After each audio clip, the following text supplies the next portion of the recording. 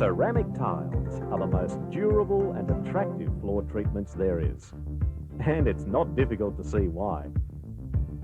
Ceramic tiles will give any home a feeling of style and elegance. Add the fact that they're virtually maintenance-free and include a range that is slip-resistant even when wet. And you have a floor covering that's close to perfect. In fact, there isn't a position around the house that won't look better once it has been tiled. Today, more homemakers than ever before are discovering how easy and satisfying it is to do their own tiling. During the next few minutes, we'll show you how you can achieve a professional finish in your home. Like any home improvement project, much of the success depends upon preparation before you commence and using only the best available tile adhesives. Monobond, as the name suggests, is a high-grade cement-based adhesive designed for monocultura, vitrified and dense low-absorption tiles.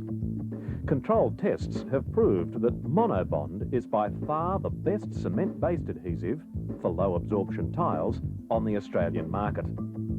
Designed for low-absorption tiles, the Monobond test piece shows clearly good curing after 7 days, whereas the opposition equivalent still has moisture contained in the adhesive. After 7 days of curing, the graph indicates the load applied to the adhesives prior to rupture of the test piece far exceeds our competitors' equivalent. When you choose your tiles, keep in mind the special needs of the area you'll be tiling. For example, if it's an area where safety is important, such as a kitchen or laundry, outdoor patio or steps, then use a low-slip tile. After choosing the right tile for the job, the next thing to do is find out how many you'll require. Tile supply is always calculated in square meters, so multiply the length by the width and you'll get the exact size. Take the calculations to a tile retailer who will be happy to help work out the exact quantity. The retailer will take into consideration the necessary gaps between each tile and should also allow for extra tiles for cutting and shaping. An additional 5% is usually sufficient. The retailer will also be able to supply most of the right tools and materials necessary for a successful job. These include a 12mm notched trowel for spreading the adhesive, a tile cutter, a handy piece of equipment which can be hired from most tile suppliers, and tile nippers for trimmings. A set square for accuracy during laying, a straight edge, a piece of wood or aluminium will do, a string line to ensure you work in a straight line, an implement for mixing the adhesives and grouting, a squeegee for applying the grout, a bucket, a sponge for cleaning your tiles, and a pair of rubber gloves for use when you're grouting. Expansion joint material if required. You now have your tiles, the tools and materials. The next important step is to prepare the surface and lay out the tiles. If you're tiling over concrete, make sure it's totally free of grease, wax, grime, flaked paint, dust and any other contaminants. A wire brush is a good implement for the task. A very smooth surface will need an acid etch to enable the adhesive to properly grip. Etching is achieved using a solution of 1 part muriatic acid to 8 parts of water. Muriatic acid is also known as hydrochloric acid and is used for swimming pool water maintenance. As with all acids, take care during handling. Use protective gloves, clothing and footwear, and always add the acid to the water. Wash the surface with the solution and then leave for 10 minutes. Remember, you have to entirely remove the etching solution by rinsing thoroughly and then allow the surface to dry. If it's not possible to acid etch the surface, then you can use a wire brush, preferably mechanical, to roughen the surface. Once again, clean thoroughly. Now you're ready to begin setting out, and a little extra care at this stage is time well spent. The experts recommend expansion joints every 5 lineal metres and where the tiles meet a brick wall. The ideal material for this is a silicon-based product. Expansion joints will not be required in this job as the patio doesn't exceed 5 lineal metres. Your set out is literally a dry run and enables you to eliminate potential problems. It's preferable to see a sweep of full tiles at the most focal points. In this case, on a patio, it should be at the 2 outside edges of the concrete. Cut tiles should always be laid in areas less prominent. Place the tile on the corner edge, allowing for the overhang to run flush with the riser. Then measure from the brick wall to the inside of the tiles to obtain the starting point for the right angle. Mark the position of the tile with a pencil. The same measurement will be used later along the other wall. Using a set square and straight edge, determine a 90-degree angle from that point. Place several tiles further along the straight edge to determine the final position of the tiles, remembering to allow for riser tiles and making small adjustments if required. Using pencil or texta, draw a line along the straight edge. Repeat the same procedure along the other edge, using the set square to determine a right angle. Hammer concrete nails to hold in place your string lines. Set the string lines between these points and also along the previously drawn lines. You now have a right angle. As a dry run, place the tiles on the outside of the string line, leaving a gap of 6 millimetres between each tile. A pencil is a good gauge to use. Remember, it's recommended for a better finish, the right-angled corner tiles should be mited. Complete the dry run, including the cutting of the tiles. The area now bounded by the string lines and drawn lines will ensure that the tiles will be square and straight. Now it's time to prepare the Monobond. It's important to read the manufacturer's instructions and follow them thoroughly. Sprinkle the adhesive into a clean bucket filled with approximately 2 litres of water. Then mix so you achieve a toothpaste-like consistency. There are also mechanical mixers available. The 2 litres of water is sufficient to mix with 10 kilograms of Monobond. This amount should enable you to complete 1 hour of tiling. If you prefer, use less of each for easier mixing. Once you've mixed the adhesive, let it stand for 10 minutes. Then give a final mix. Now you're ready to tile. Using the 12mm notched trowel, spread the adhesive on the patio outside the string lines. There should be sufficient to create a strong bond between tile and patio.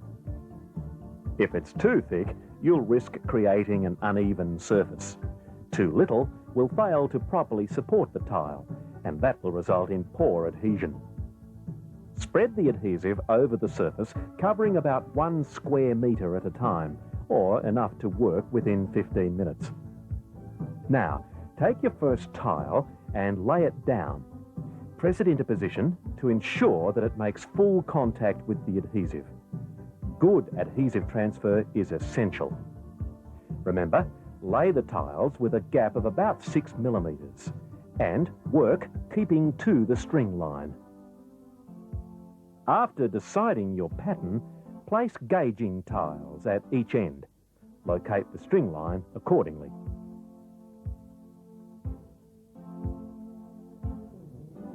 As each grid is completed, relocate your string line to the next course of gauging tiles.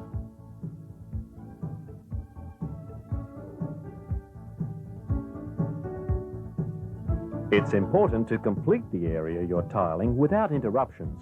Otherwise, you risk the adhesive drying and losing its ability to bond.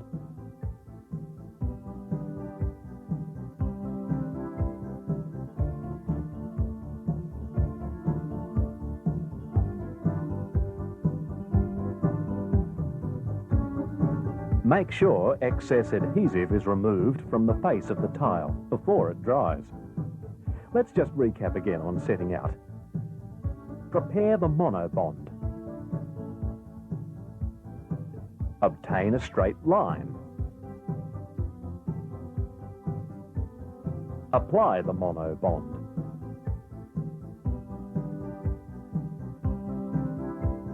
And lay the tiles. Riser tiles can be applied with the assistance of your straight edge. Using buckets, packs of tiles or any other form of support, place your straight edge under the recess of the concrete slab. Using a tile at either end of the straight edge, you can gauge the gap equally from the decking tile to riser, thus keeping the riser tile even across the face of the patio. Apply adhesive to the back of the riser tile and place it using the straight edge as a support. The materials and tools required are the same as we've just used. You should now wait 24 hours. This is a critical period as the adhesive is curing and securely bonding the tile to the floor. It's essential not to walk on the tile during this time. To finish off the job, it's advisable to tile the steps. You'll need step treads for this.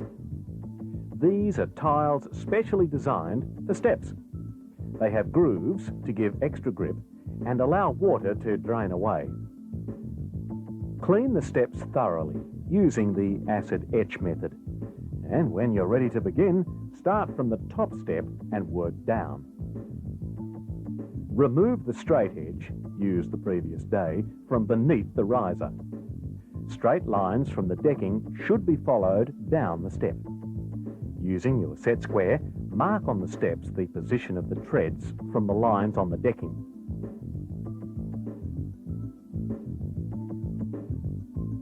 Place the treads along the marks and level with a straight edge, allowing for space for the riser tiles. Mark the gauging line of the step treads with a pencil. As you saw earlier, lay out the tiles in a setting out procedure. Mix Monobond and apply with the notched trowel to the step. Now place the step tread in along the pencil lines. Cut step tread and tiles with the tile cutter, and remember the 6mm gap between each tile and step tread. Now cut and lay infill tiles which go between the step tread and the first step. Place the tile on the riser. Mark to size, then cut. Now trowel adhesive onto the riser tile and place it against the rise. Continue until they're all in place along the step. Follow the same procedure on the next step. You should now wait 24 hours before the next stage, which is grouting. In a clean bucket containing 1 litre of Groutenflex, sprinkle in sufficient grout powder to achieve a toothpaste-like consistency. This will require approximately 4 to 5 kilograms of grout. Let the mix stand for 10 minutes, give a final mix, and it's ready to use. There's a range of colours available, so you can choose one which either matches or contrasts with your tiles. Take the squeegee and spread the grout liberally over the tiles. Work the grout well into the tile joints, pressing firmly without applying excessive pressure. As the grout begins to dry, fill another bucket with water, take your sponge and gently wipe over the surface to remove surplus mix. You'll need to repeat this operation several times, rinsing out the sponge frequently and frequently changing the water. You then wait a further 24 hours before walking on the tiles or commencing the final stage. Now, let's go over those points again. After laying the steps, wait 24 hours before commencing to grout. Use your squeegee to apply the grout. And once it begins to firm, remove surplus grout from the tile surface. You can now leave the grout for a further 24 hours to dry. To finish, give the tiles a final wash with water and a mild dishwashing detergent. You can use a soft scrubbing brush to gently remove any remaining grout from the surface. Now you're entitled to stand back and admire your work. Doesn't it look tremendous?